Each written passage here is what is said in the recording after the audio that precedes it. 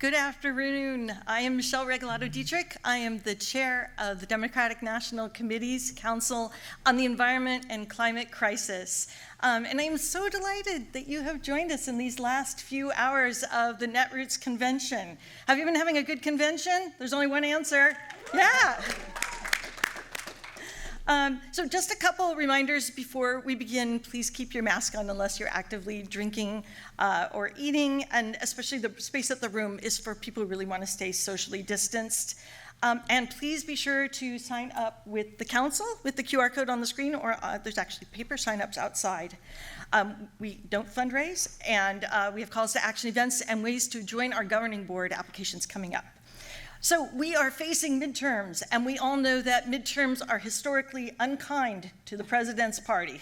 But history does not have to dictate our future. We've seen an uptick in registrations for the party and some victories in elections, not just in Kansas, but others too, but Kansas is awesome, that give us hope. And most important, last week we saw the change, the kind of change that is possible.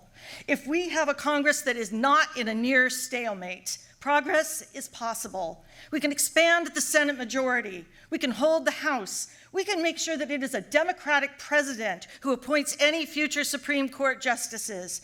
We can declare a climate emergency and continue the push to address the gaps in our climate policies and the disproportionate harms of the climate and environmental injustices to the extraction, the refining, the transportation of fossil fuels, all those harms which fall disproportionately on Black, Brown, Indigenous, Appalachian, and other less resourced communities, here in the US and in the global South. We can change the arc of history. We can change the arc of the climate crisis, and we must. There isn't another choice if we want to survive. Over 40% of Americans live in counties that were hit by climate disaster in 2021.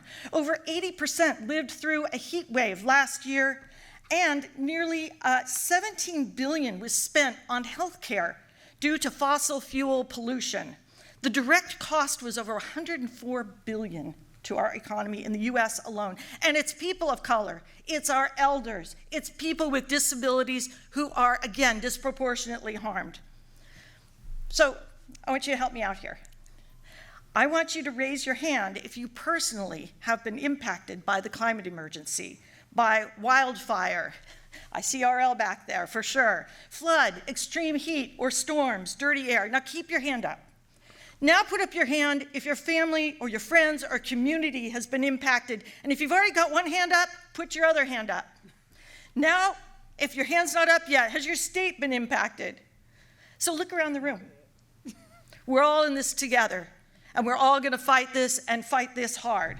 So we gotta continue to push Congress. We're gonna have a great champion there to make bold investments in clean, safe energy and in environmental justice, to end the fossil fuel subsidies. Why the heck are we propping up these companies that are making money hand over fist off the lives and the health of the American people and the rest of the world?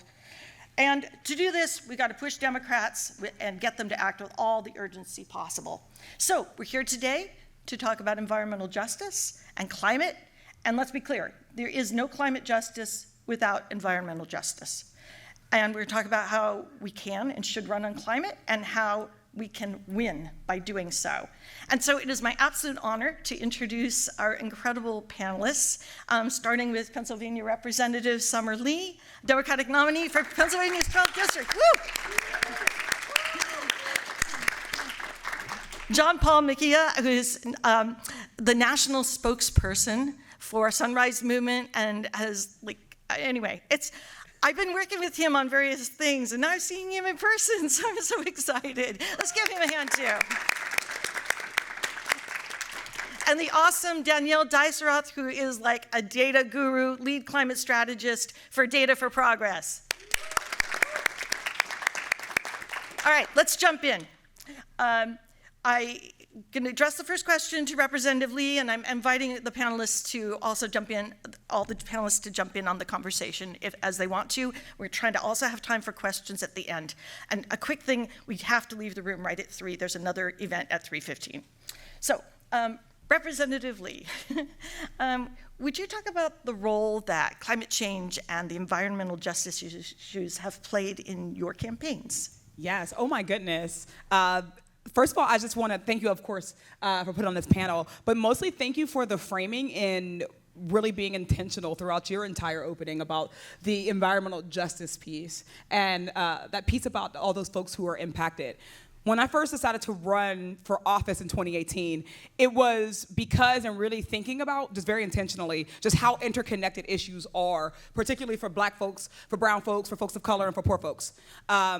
In communities like mine. And what we were seeing and what I was seeing before I decided to run was that if you are Black or brown or poor, you are more likely to live by an environmental hazard. Those communities are also less likely to have well-resourced school districts. They're usually food and transportation and medical deserts. So we're literally physically locked in these communities. So when I first ran in 2018, it was really thinking about environmental racism and how that had been impacting my community, which is we have some of the worst air quality in the nation in the Mon Valley. I'm from Braddock. I represent the Mon Valley, which is the birth of the steel industry, basically, here in the United States. When I was running, there were a number of things happening at once. We had a fracking proposal that was oil and gas industry was looking to frack on the steel mill. So it was one of the complex of steel mills. This is the one that was in my community. It kind of traverses 4 different communities. They're all very small, 4 very small boroughs. These are the type of boroughs that don't have enough resources to say no when you get big industry coming in and saying, look at your school district, right? You can barely afford to keep the doors open, and this may be the only tax revenue that you get. So we had that going on. There was a study that happened by doctors in our neighborhoods that had found that about 35% of the kids in our communities had asthma because of their proximity to pollutants. And also we had higher rates of COPD, respiratory illnesses, cancers in our communities. So if you come from Braddock, if you come from communities like mine, which are predominantly Black, folks understand environmental justice very naturally, right? But they may not have the language to talk about it in ways that we hear from the environmental community. So when we decided to run in 2018, it was really clear that that was something that we were going to need to run on, but we ran by centering the voices of people who already knew, right, what it felt like to live through industry, to live in communities that had been left behind, to talk about how environmental justice, how labor, how wages, all of these things go hand in hand, but with that nuance that we have been missing so often in communities that have been told that if you're going to start talking about the climate, then usually we're going to silence the conversations by saying, but jobs, but jobs. Well, here we have a community that needs and wants both. So we ran, and every single door we knocked on, we talked about that fracking proposal, and that's a district that was pretty, I would say, culturally, geographically, racially, socioeconomically diverse, right? And we talked about fracking on Black doors and white doors. We talked about them in city doors and suburban doors. And everywhere we went, resoundingly, the community members did not want that. So our campaign became the container for the organizing effort against that fracking proposal. And from that, we had community groups like Sierra Club, like North Braddock Residents for Our Futures, and so many others, GASP, who were all already organizing, but would then now had a candidate to attach to talk about immediate efforts that we can do both in advocacy now also and in local government to start to change it. And it took about, I think it only happened maybe at the beginning of this year or last year, but we actually finally won, and that fracking well will not happen because the community rose up and organized against it. So it was the whole campaign in large part. Thank you. That's the kind of movement politics and climate leaders we need so desperately. So I was going to ask this question to John Paul, and I was going to ask, what role do you see climate change and environmental justice playing in the midterms this November?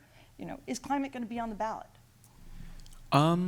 We have to make something clear right now, which is the playbook often for Democrats running, being able to win, is going back home to their communities and being able to showcase that they're bringing stuff home, that they're in DC and that they're delivering results. When we get to the conversation of why they should run on climate, I think we should be clear that one of the pillars that Democrats actually got done in this Congress was climate, and it was because they ran on it in 2020, and it is because in 2018 and in every year before that, movements forced them to. So it is a winning mandate. And like Summer said, I mean, the winning platform on which to attach all of these issues to is one that inspires agency.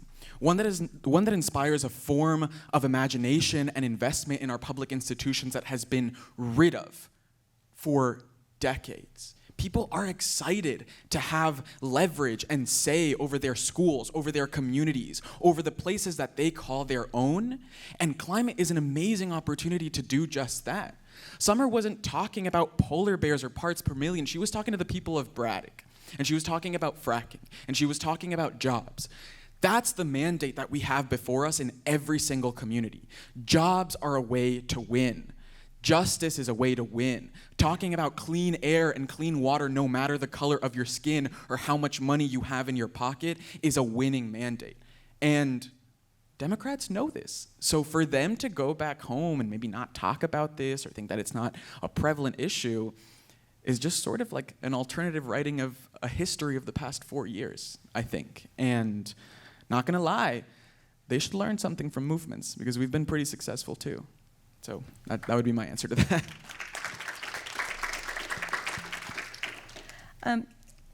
Thank you. You know, I'm a fan, I'm a convert, I love all of you and everything you're saying, so I'm like internally clapping the whole time. Thank you. And Danielle, I know that Data for Progress, because you told me, that you've done some recent polling around these issues, and we'd love it if you would share that with us. Yes, absolutely. Thank you so much, Michelle, for inviting me to be here today. It's a real honor to be here on stage with my friend JP and Summer, who I've admired for so long as a native of Pittsburgh. Seeing how you've led the political change in Pittsburgh is so incredible, and it's so amazing to be up here with you today. So yes, hi everyone, my name is Danielle Deiserath. I'm the lead climate strategist at Data for Progress, and I've conducted a lot of polling about climate and environmental issues over the past few years, and would love to share some of our recent research with you all today. So at Data for Progress, if you subscribe to our newsletters, which if you don't, you totally should, you'll know that we love memes, so I thought I could start us off with a meme. Where we were 2 years ago, Joe Biden introduced the most ambitious climate platform in Democratic Party history. And now 2 years later, we have recently passed the biggest climate investment in US history. And it's just a start. Hopefully there is much more to come, but you know, it's pretty incredible to see that after so many ups and downs and twists and turns, if you've been working on climate the past few years, you've had your heart broken about 1 million times by two people whose names might run with Schmanchin and Schminema. But it's amazing to see where we've come. So on the next slide, our research has found that, you know, we've come pretty far. We have something to celebrate, we have something to run on, we have the Inflation Reduction Act, but we have a really far way to go.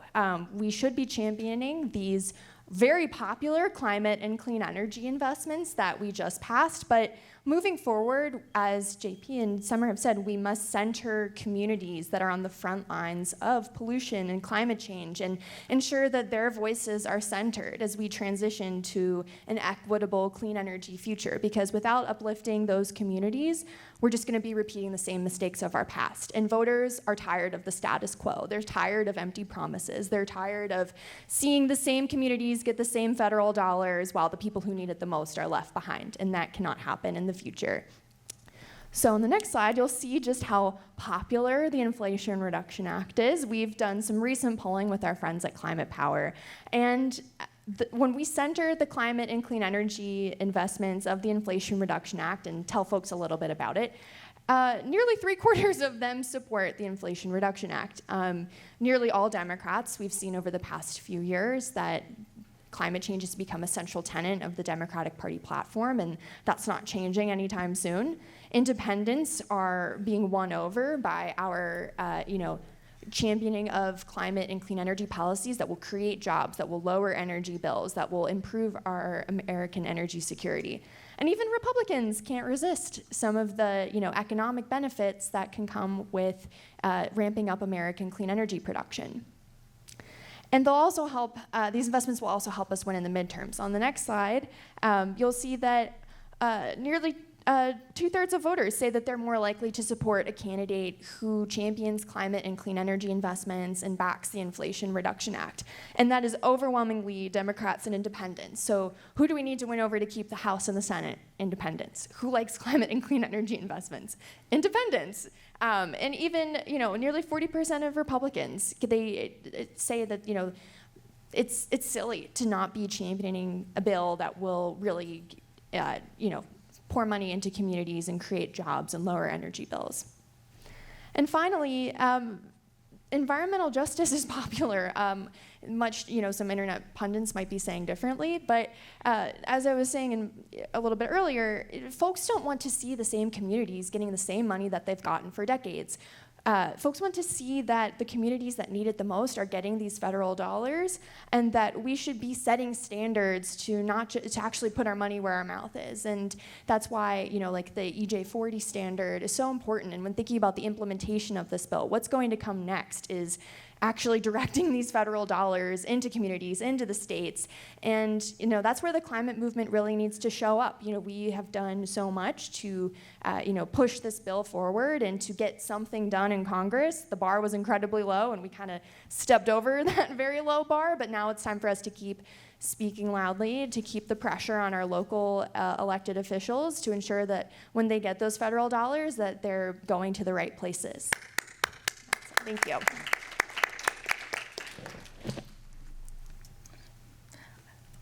That was such a really important point. A lot of it's going to be about, the devil is in the detail and the angel can be in the detail, but it's going to take a lot of advocacy from all of us. So back to you, Summer. So one of the roles of that's just exactly what Danielle was talking about, but really all three of you were talking about, is that one of the roles of the environmental justice and climate movement is to make sure that climate and EJ are on the ballot. And, up until the surprise passage of the Inflation Reduction Act, a lot of the armchair pundits were saying exactly as you were saying, Danielle, that they were saying that, climate is not a winning issue. It's sort of, we're not going to pay attention to it. It's not going to get voters to the polls. Even though it is what Joe Biden ran on and won in large part on. But how do we make sure? How do we make sure that it is? And there's a lot of lessons from what you did. How can we, extrapolate from that for other races, other candidates?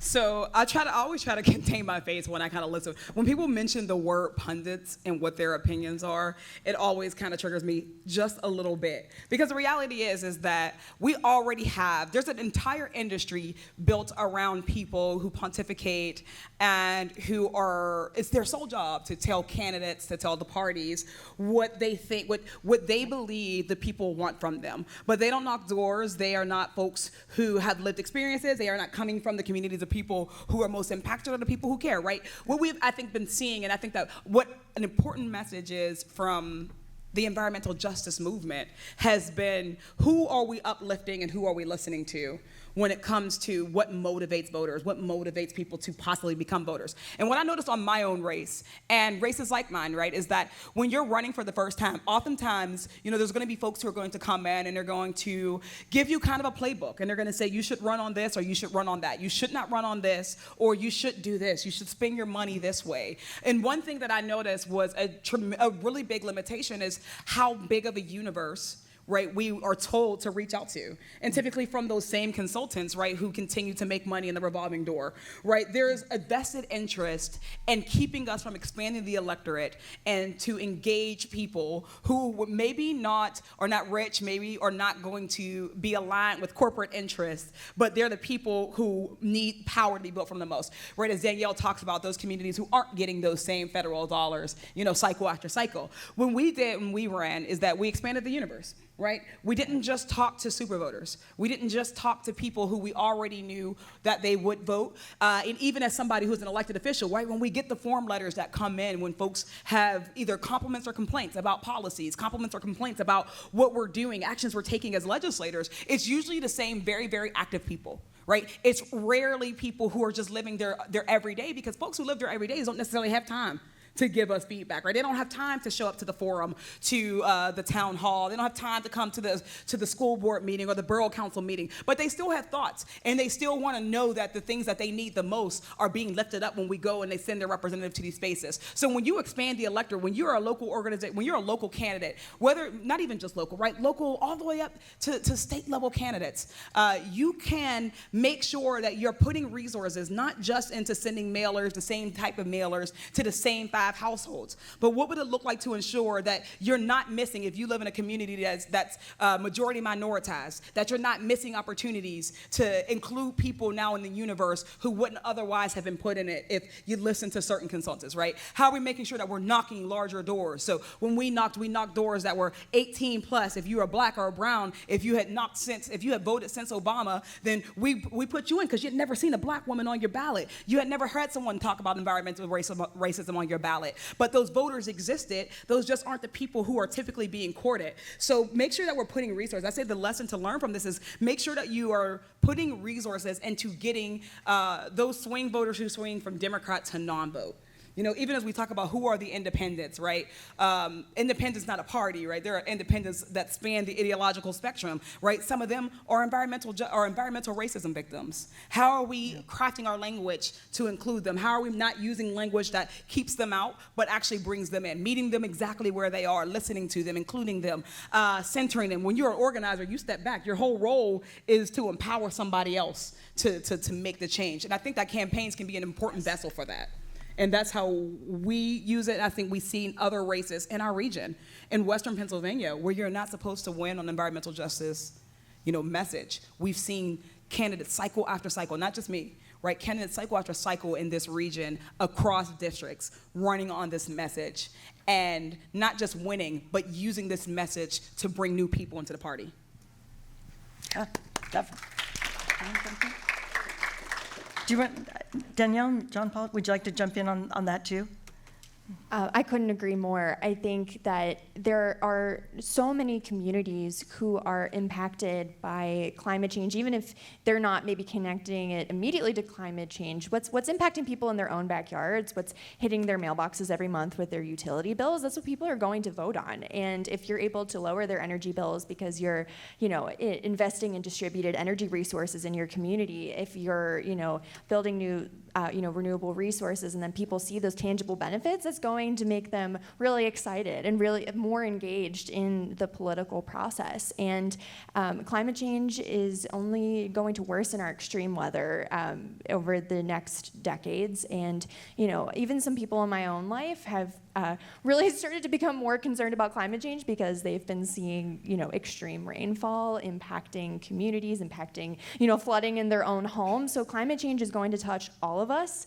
It already is, as Michelle pointed out earlier in the exercise that we opened with today. So we need to be talking to people and connecting those dots for them. And climate is weaved into every element of our lives, and we need to be talking to folks about that and connecting into those kitchen table issues and what's impacting their kids, their families, their backyards, their homes.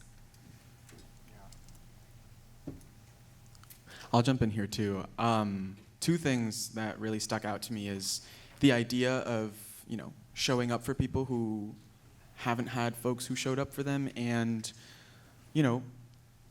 connecting this to different issues. When I was, I was never a political kid. I mean, I just turned 20. I've been, organizing for a couple years now, but I first...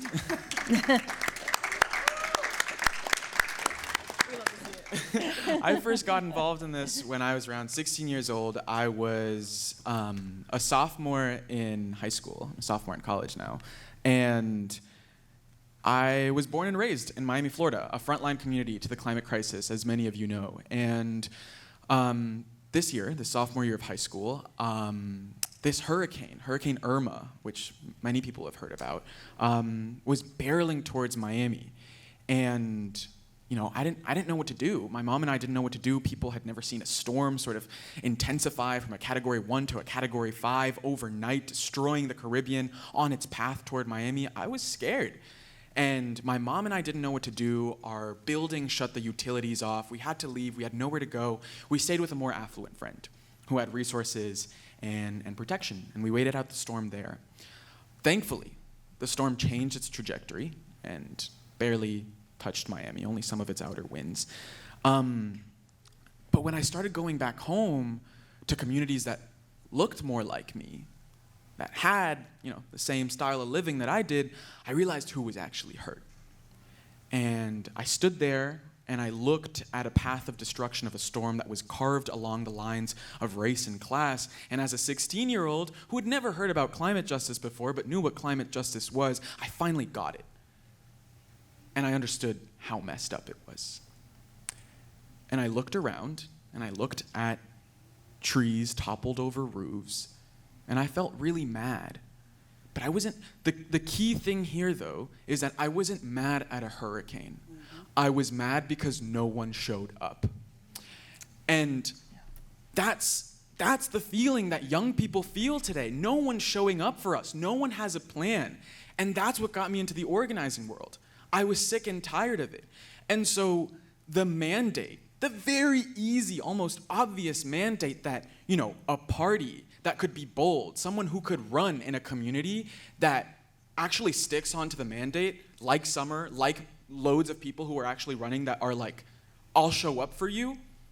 That is how you campaign on climate. That is the winning issue. That is what is actually going to propel us to a future where young people like myself and loads of people in environmental justice communities and in climate frontline communities are not going to feel worthless and are actually going to feel inspired and represented in a political system, and in a democracy that we have to rebuild.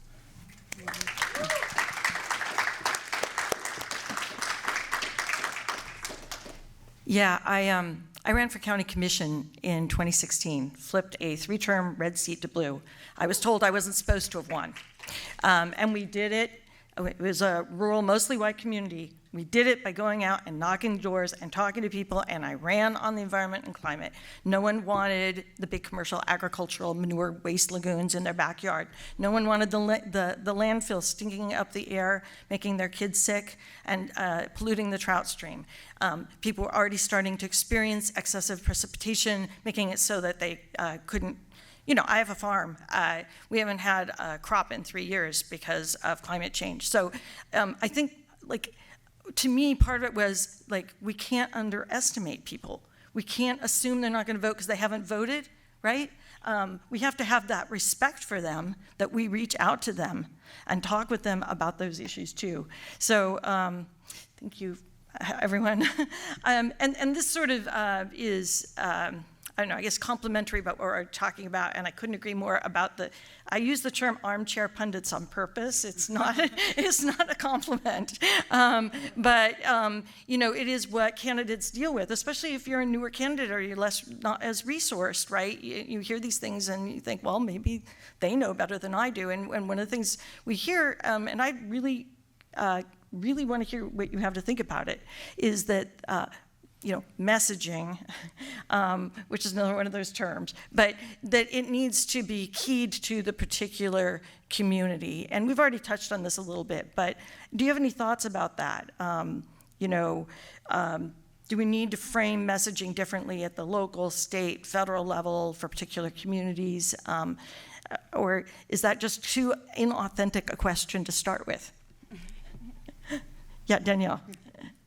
I'll attempt to start us off here. The reality is, if you look at message testing, if you look at if you ask people to rank what issues are most important to them, climate change is not always at the top. And that's why it's so important to, as a pollster, as someone who works a lot on helping folks develop messaging, this is an old lesson my English teacher taught me way back when I was in grade school, but show, don't tell.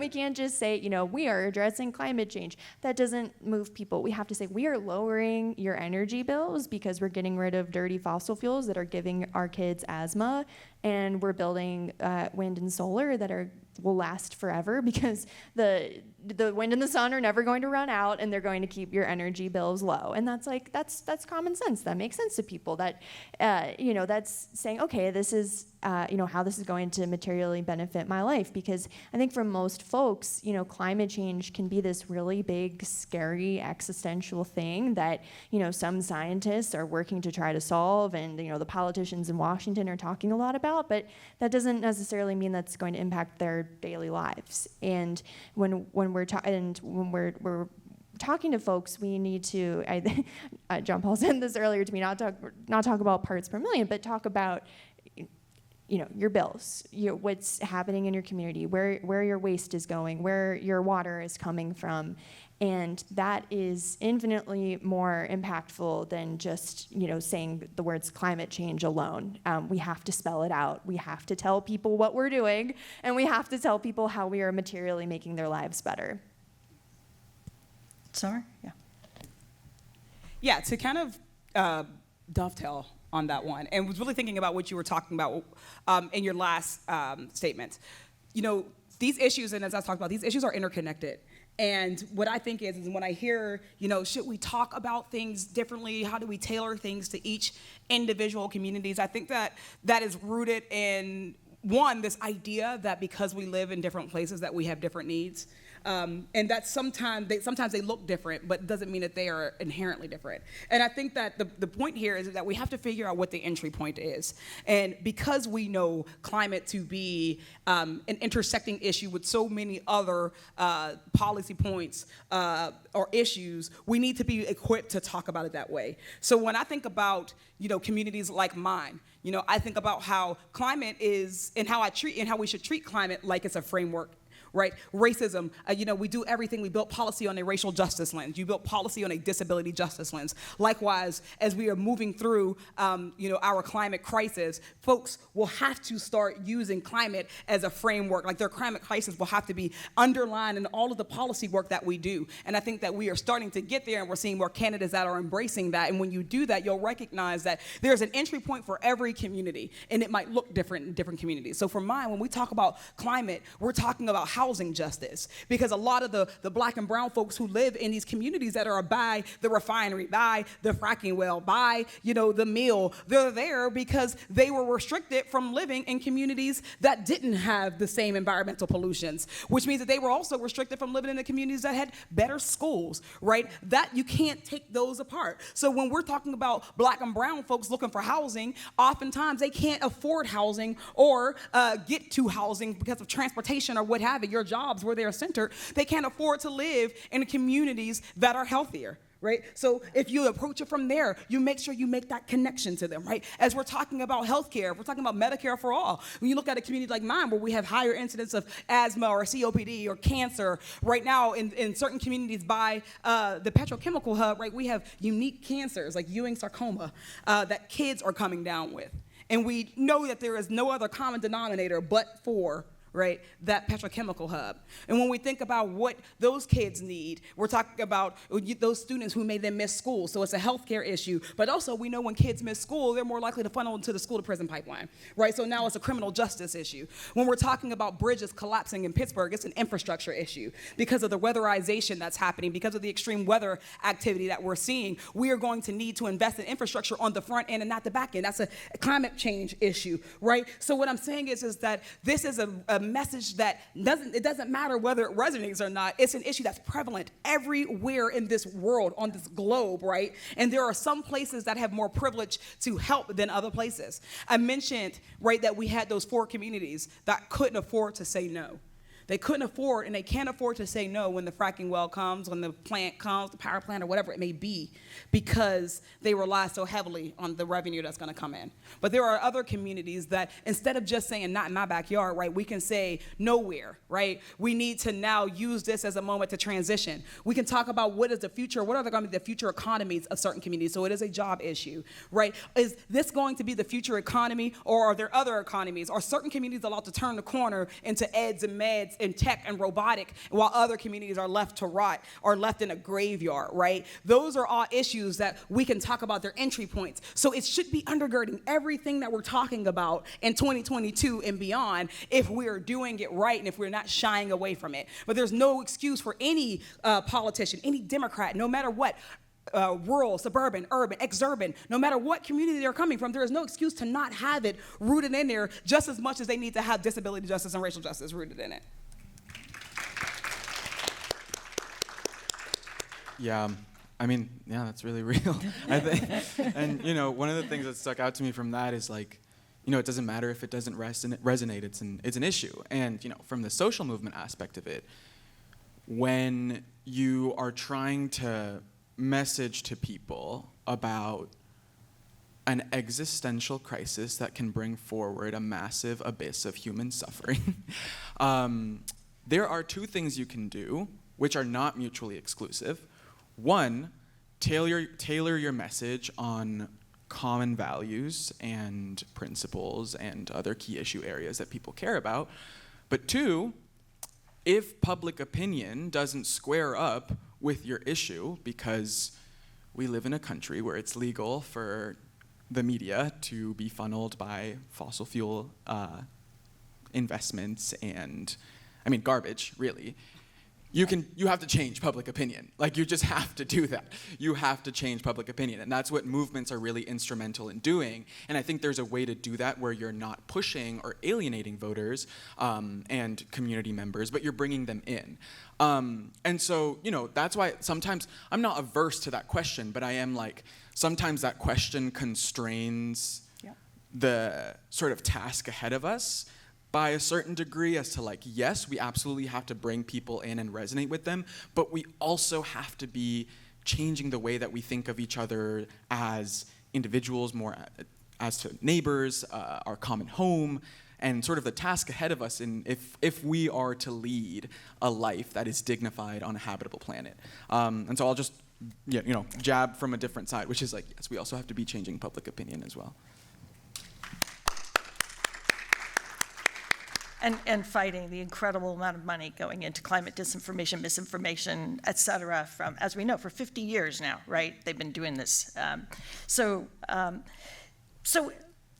imagine that you had someone from the DNC Climate Council in front of you, or you were able to speak to the Democratic Party leadership and say, this is what we need to do about being more aggressive in framing this issue and making clear to voters that we are the party that's going to fight for you on environmental justice and on climate. Like, any thoughts? What advice would you give? Not putting anyone on the spot here. You're not putting me on the spot. Awesome. Listen, and I say this with love. I say this with the most amount of love that I can muster, because most marginalized people in this whole world are depending on the Democratic Party, on our party getting it together. So sometimes we just got to say what we got to say. But the reality is that before we can, assume that we do want to be the party of showing up for folks, we have to decide if we want to be the party of showing up for folks. We're going to have to decide if we are going to be the party of the climate crisis, because there's a difference between saying I believe in climate science, I believe in science, and taking these steps, the necessary steps that you need. And right now, too often, we just want to win the moral high ground, and moral high grounds don't matter for us anymore. Moral high grounds don't matter for the communities that are flooding, right? Communities that are crumbling, communities that are, choking. It doesn't matter. We need to be committed to bold action, and that means that we have to separate ourselves from all of those entities that are keeping us from that goal. And there are many entities like that, which means that you can't be the party of corporate interests and climate change. Right, and climate justice. You cannot be the party of big money in politics and the party of having a reflective democracy. We can't be the party of poor and working class people and be the party, right, that continues to cater to the rich and to the elite. And right now, we're at this crossroads that seems like a big tension. And that's why we're seeing that tension, right? It's easier right now, and it's more comfortable right now to talk about where or if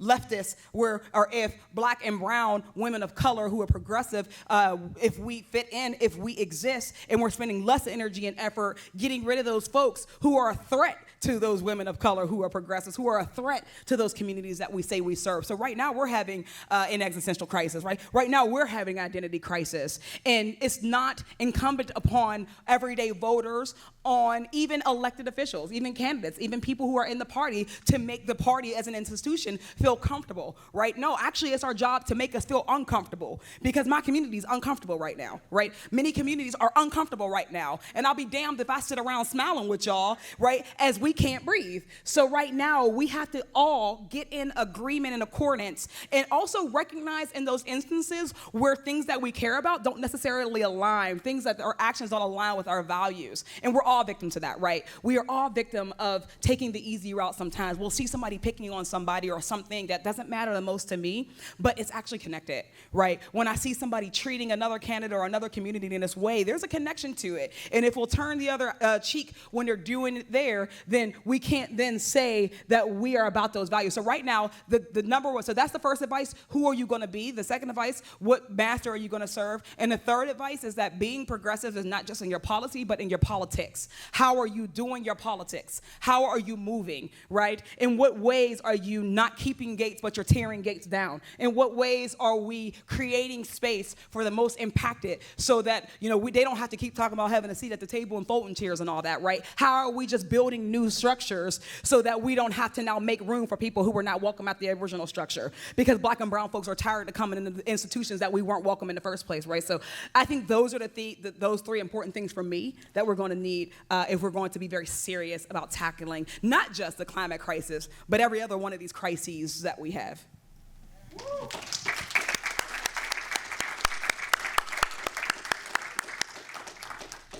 I feel like there's a big lesson to be learned in 2020, like you were alluding to, Michelle, before, where young people won this victory for the party in large part. Young people, progressives, people of color particularly, people that have felt alienated by the party for a very long time, people who have been made uncomfortable, people who have not been shown up for, felt in a way heard by a lot of rhetoric in 2020, and by some, you know, to some degree, some level of inclusion in the party platform in 2020. And I can speak for young people at least.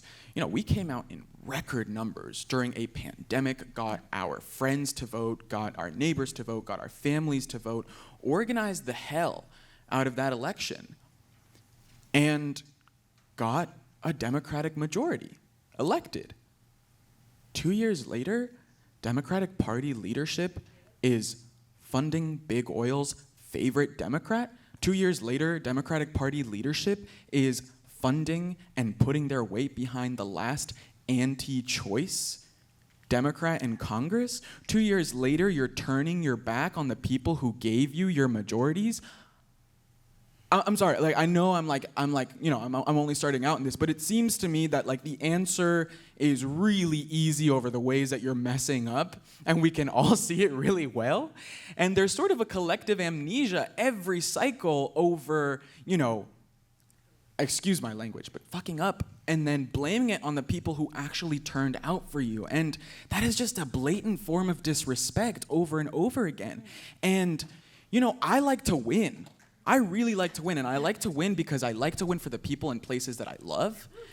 And it seems that just Democratic Party leadership isn't up to the task right now. And so personally, what I would say is, you know, your mandate is sort of as to whether you can win these majorities or not. You're not doing everything in your power to do so. And here we have a fresh, new generation of young, competent people who are actually up and fit for the task.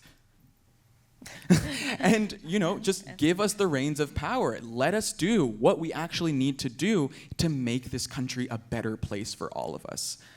I mean, I don't think you're ever going to ask someone to give up power and that they're going to do it themselves, but that's why we got people running. That's true. Thank you. Well, it's going to be really hard to follow both of those answers, but to build upon them. Voters can see when people are being inauthentic. They respond well to candidates who are authentically themselves and are fighting for the people that they represent. So when they see Harvard Law, educated, wealthy elites taking money from the fossil fuel industry and backing the, same old establishment and status quo, and, just only paying lip service, saying, oh yeah, I care about climate change, but then still taking money from the fossil fuel industry. Like, of course voters can detect when BS is happening in front of them. So I could not agree more that Democrats need to put their money where their mouth is. They have, done great things so far on climate, but that really is only the start. I think that the reality is we're going to be facing most likely a divided Congress next year.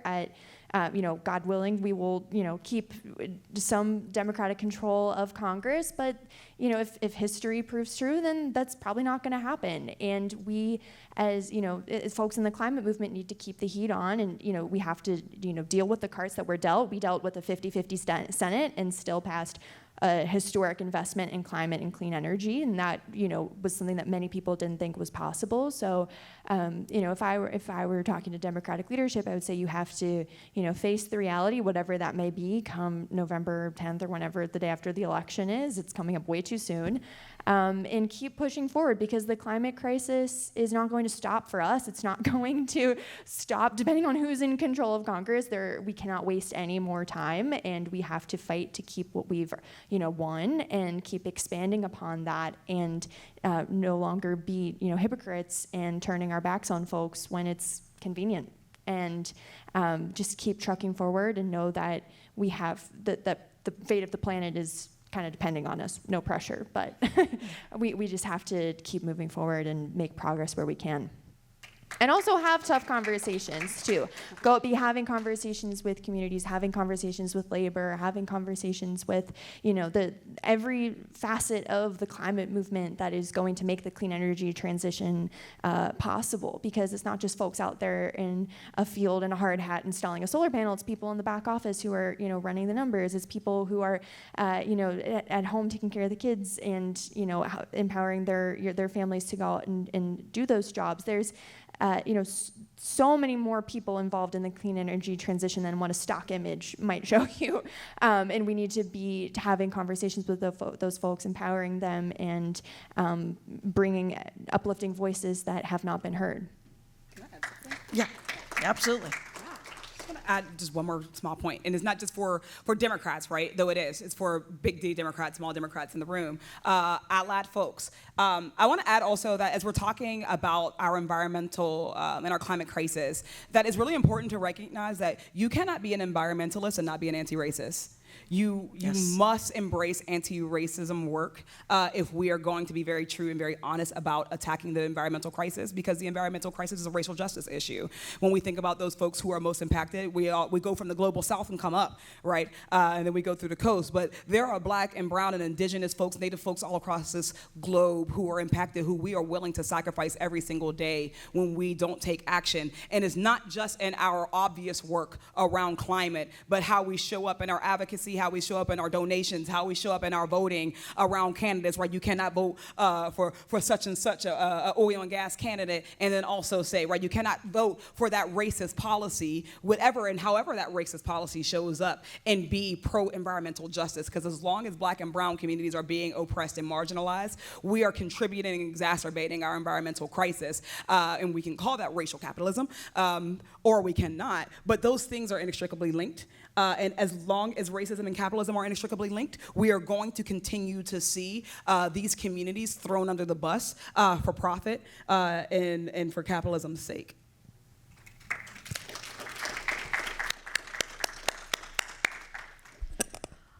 Okay, we have some time for, for me to clear my throat. We have some time for audience questions, and I tell you, I'm looking into super bright lights, so I am asking, Mary over there is going to be moving around with the microphone, and if I, wave your hand like this so I can see you if you're not getting called on. And the other thing I was going to ask, sorry, before I choose anyone, is just phrase your words as a question, and be mindful we've only got like 10 minutes for questions. So the gentleman in the Starbucks shirt there. Yeah, that's me. Hi, I'm Brandon with SEIU. Although, like in this capacity, more I'm a climate organizer in New York City, outside of my job. My question, John Paul, you made a point earlier about like messaging. You said there were like two things, right? Like tailor your message or change public opinion. As an outside agitator, I would like to add a third, which is fuck shit up. And I'm wondering what Danielle made a point too about like the congressional realities changing very soon. I'm wondering what we think like is realistic to be done through official methods and how we can like try to help augment that because we're running out of time. Yeah, I think, did you say, by the way, sorry, I missed it. Did you say you were an educator? No. Oh, sorry, I made that up in my head. No, I'm a climate organizer in New York City. Oh, okay. And I do labor as like my day job. Yeah, I mean, I think you know, from the movement side of things, at least, what we're working on in Sunrise right now are campaigns to do just that. You know, as Danielle mentioned, we might not have an opportunity for federal legislative investment at the scales, at the next scale of like another BBB, maybe for a few years, but there is, as the guy in front of you told me last night, Ben Beachy, there is money coming down from the IRA going to communities, and there's a real possibility that if we don't set our eyes on how that money gets spent, that it could reinforce the same inequities as before. And we have a real opportunity now as organizers on the ground to actually give people their first taste of what the material impact of climate action could look like. And that's huge. That's huge because it's real money that the climate movement on the ground could spend on whatever salient issue could be in your community. Now, Ben was telling me last night that there's several different programs and several different ways that you could spend this money on community measures, maybe not schools, which is another challenging thing. That's why I asked if you were an educator. But there's a real need for local organizing and local base building and local wins over the next few years that can catalyze a stronger movement to make sure that we get larger federal action across the finish line in the next coming years. And it's good that we're building a more expansive block as well at the federal level to make sure that we've got all our eggs in the right baskets. But would love to talk about that more if you're here around after the panel. Thank you. We've got R.L. Miller in the back row. You need me to phrase this as a question? Okay. Will you come to the Climate Happy Stop Mansions Side Pipeline Permitting Bill Hour tonight at 5:30 at Bakersfield? It is at 940 Penn Avenue, and the password, and it is limited to the first 25 people. It's an open bar, and the password is the name of the county in which Bakersfield is located, because Bakersfield is the biggest oil-producing county in California. The bar is underground, and so is the oil. Thanks. Thanks, R.L. Let's see. I can't even see. Front row, green shirt, I think. Yeah, right there. Sorry. Sorry, Brad Johnson with the Hill Heat newsletter. I kind of woke up this morning reading a story about how the state of Louisiana is blocking flood control funds to New Orleans because New Orleans isn't enforcing their anti-abortion mandate. And I'm just like kind of constantly impressed about how intersectional the Republican Party is, and like how enthusiastic Fox News, more than anybody else, was like talking about the Green New Deal on the national level. And I'm kind of wondering, you've talked a lot about like what the changes that need to happen in the coalition of the Democratic Party, but I'm wondering if you think that it's possible that we can have a Democratic Party that recognizes how interconnected all these issues are. And maybe specifically, on the national level, I'm seeing a lot of enthusiasm for the natural gas boom, and I'd kind of like what it's like. You've seen that in Pennsylvania politics and what that's been like in the ground. Thank you, Brad, and I'm sorry I didn't recognize you with the lights in my eyes. So, to be clear, because I was like looking off into the sunlight. That light is very bright. You have no idea. Yeah. So you're asking if we believe that there will be some consensus around it, like if we're seeing any sort of movement kind of within our political system? I guess all I'm saying is that when I'm just paying attention to national politics, I see a national Republican Party that is totally committed to finding the ways to build a future that is exploitative Yes. and abusive. Will we ever match that energy? And what Put do on we the have? project And set. what do we have to do to recognize that we have to? I mean, you kind of got a little bit with the corporate and climate justice, but maybe just even specifically on this issue of fracking and natural gas. We have. Yeah, honestly, frackers in Yeah. in the White House. This is I can't personally, and I'm not the expert, and there are other folks who have different expertise for me, but what I see from my colleagues, particularly in Pennsylvania politics, and I imagine this is everywhere, that I see two things at play, and they kind of go hand in hand, right? It's the power of incumbency, that desire to have the job and then keep the job for whatever of the myriad reasons they want to keep that job, and then the money that they're needing to keep that job. And then they are kind of self-fulfilling prophecies at that sense. I don't know what further information, we would need to show that this is bad. Right, to show that inevitably we are going to need to transition. The science is there, the data is there, and the anecdotal information is there. We are seeing the communities we're seeing communities that have been ravaged by climate change as an overarching kind of thing, and then also by fracking, for instance. We're seeing the people who are sick. We're seeing the public health crisis that is going to emerge the deeper we get into this climate crisis and into our dependency on natural gas, on oil and gas, right? We see it.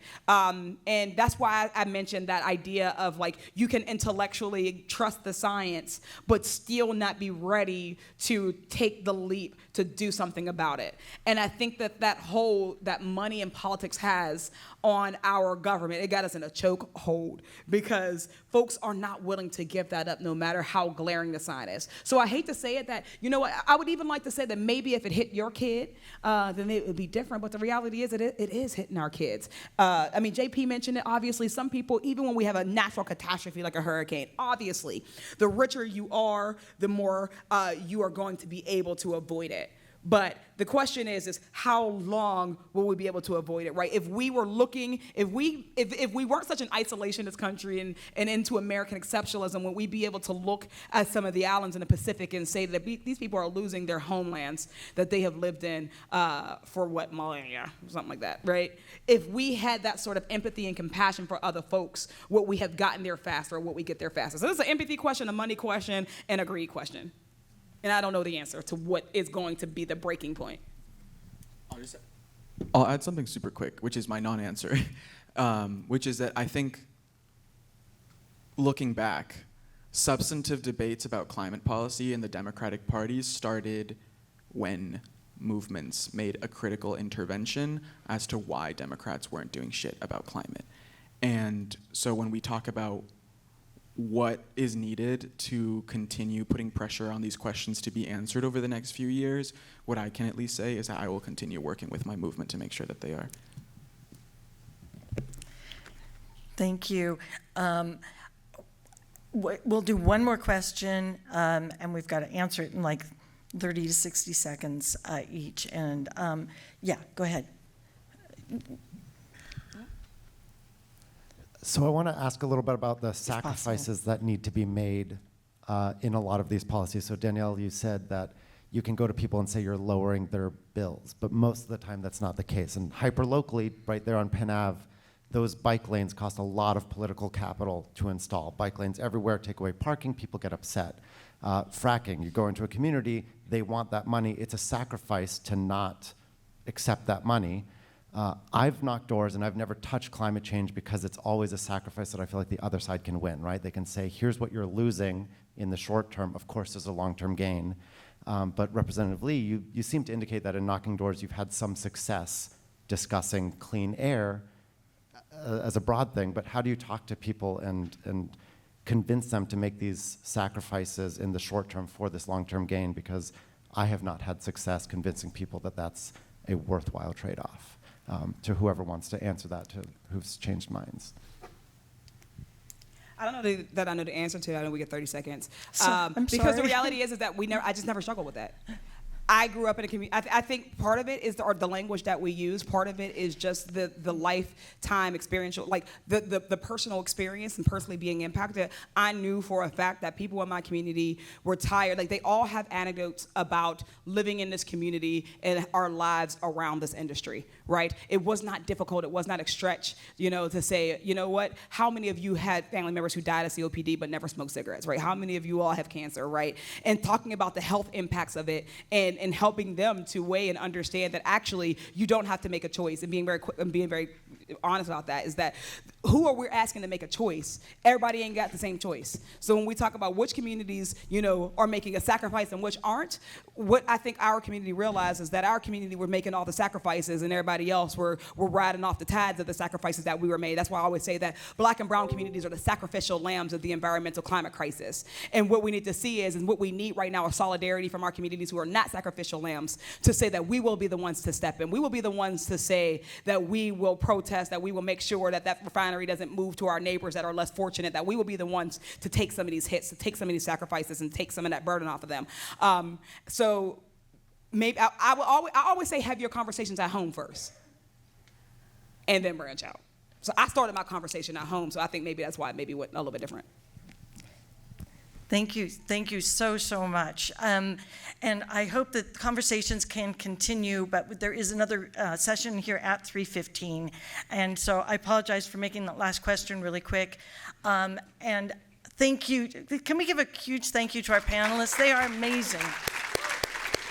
Summer, JP, Danielle, woo!